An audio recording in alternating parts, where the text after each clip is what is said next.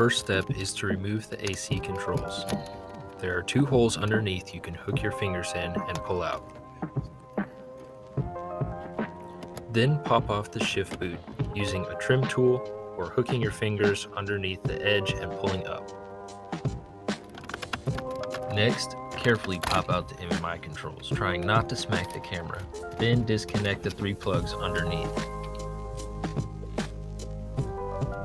For some reason, my start-stop button was already disconnected.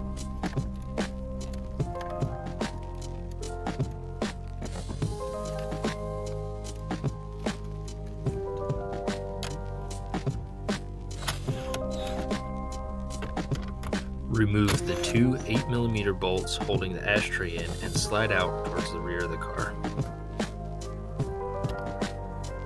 I chose to let the AC controls and ashtray hang off the edge of the console, supported by the hopes and dreams of Audi's electrical engineers.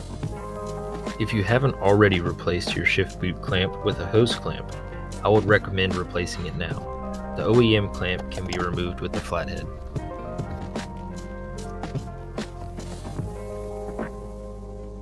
The rubber boot can be pulled off the shift plate. There should also be a foam sound insulator, but mine is gone, just like the bearings in the cameraman's Genesis coupe. Carefully pop the clips on either side of the dust boot and remove it by lifting it upwards and then sliding it towards the rear of the car.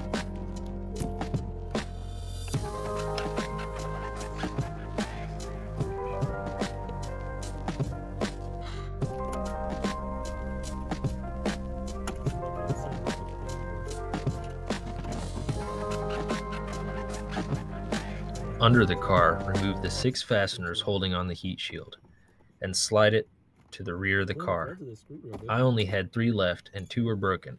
More on that later. Alright, so then, what does he do with it? Pulls the plastic off and then Plastic takes down. the Alright, shield you off. recording it? Yeah.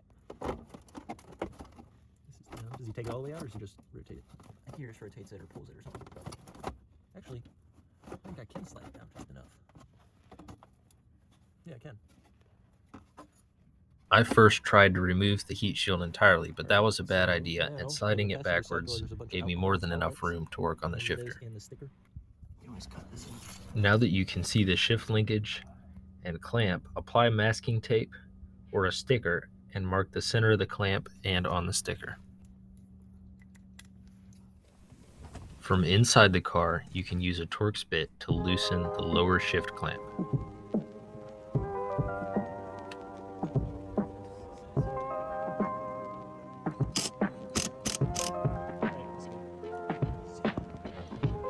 After the lower bolt is loose, using a 10mm socket or wrench and another Torx bit, loosen the upper bolt on the clamp that holds the shifter rod to the linkage.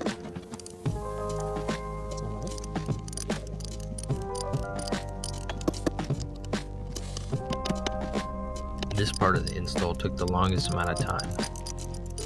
I spent at least 30 minutes turning this before realizing that the bolt was stripped in the middle and it was not going anywhere.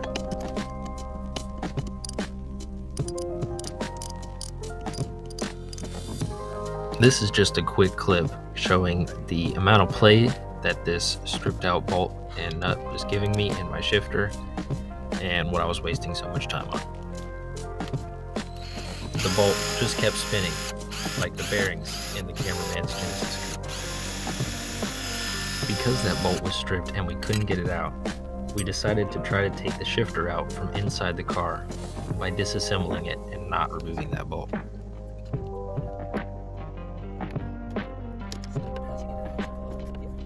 To drop the shifter through the car, push the clips holding the ball joint in with a flathead while pulling up on the whole assembly to pop it out of the retainer.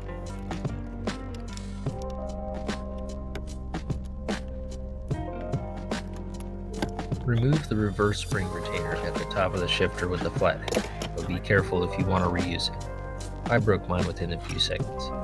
Set the reverse spring and the collar that's on it aside for later. After fully disassembling the shifter, I dropped it through the car and slid it off the back of the linkage. It drops down. Assembly of the ECS shifter is pretty simple, but I would definitely recommend taking a look at the instructions on their website. At this point in the install, you also need to ignore the neighborhood kids making fun of your shitbox Audi. We're working on his car. Is it like this? Yeah. Remove one clamp from the shifter retaining plate and slide it on, then add the lower spring perch and reverse spring. Right here. The reverse spring is held down using the upper spring retainer and the provided circlip. Just like that. That is a lot tighter than stock.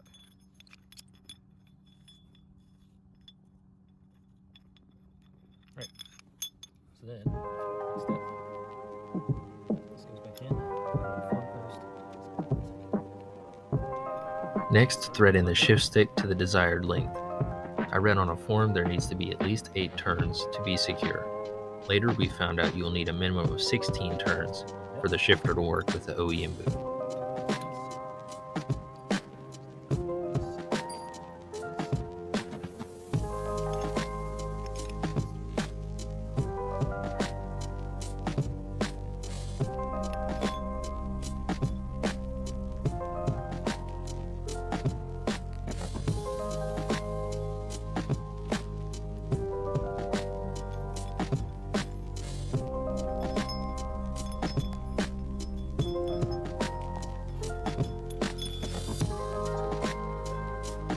I used some WD-40 silicone grease on the bearing, but this step should be unnecessary.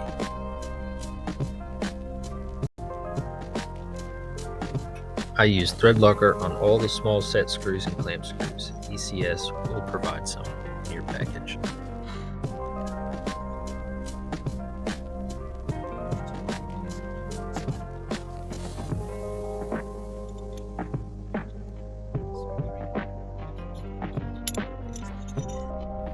Install your new bearing cup, making sure the ridge is at the bottom.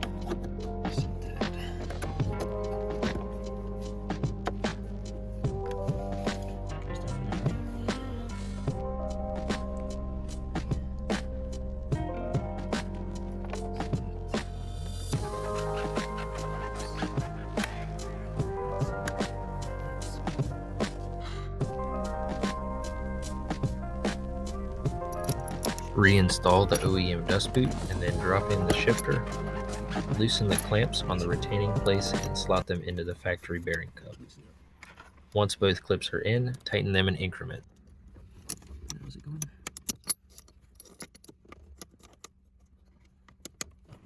Follow the ECS instructions for putting the new clamps on the linkage. It was dark and cramped, so I did not record it. I chose to use the top hole on the clamp and the bottom hole on the stick for the shortest throw. It's in.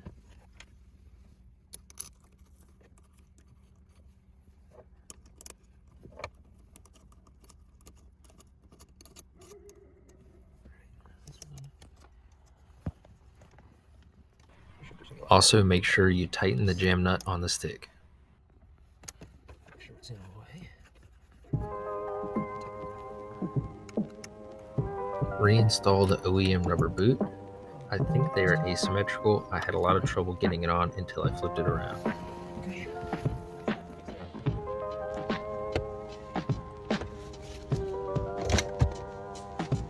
So next, do this, right?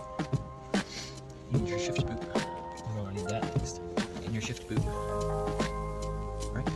Or your shift boot. Don't listen to your cameraman because he bought a gin coupe and doesn't know about cars. Just like that.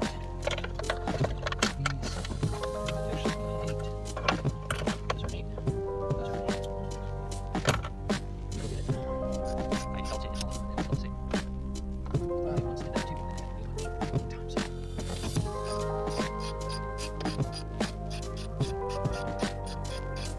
Bolt in the ashtray with the two 8mm bolts. Reconnect your 3 MMI plugs and pop it back in. And finally reinsert the AC controls. Put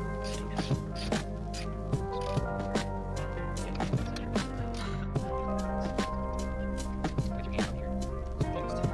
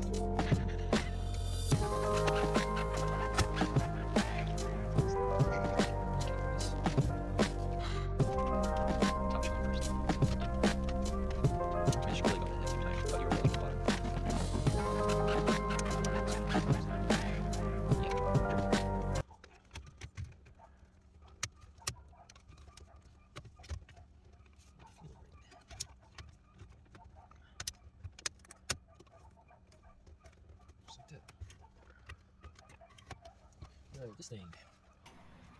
Put your shift boot back on, but don't forget the clamp like I did. Shit.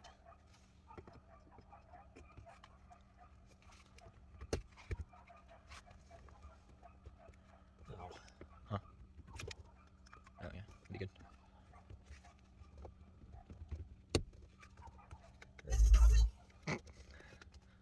Flathead. I took your tiny one away.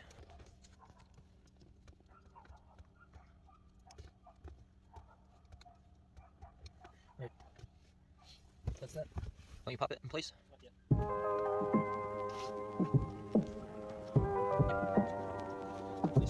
Since I broke my few remaining plastic retainers for the heat shield and underbody plastics, I used a few bottle caps that I found nearby and drilled holes in them to replace them. Here is a comparison of how floppy the old shifter was versus how stiff the ECS short shifter is. Let me know in the comments if you would like a review once I have a few more miles on the car.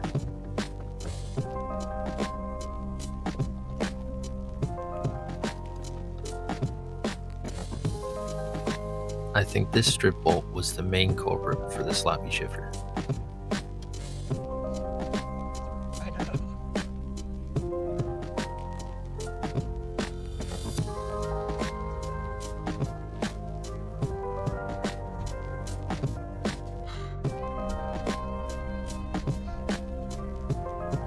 I have the JXB solid linkage and billet shift plate, as well as the ECS Drivetrain insert kit.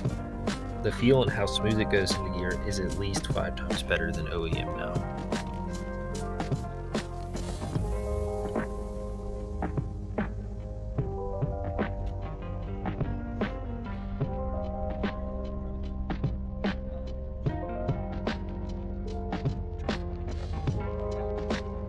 Thanks for watching. Be sure to like, comment, and subscribe for more content like this. I'll see you in the next video.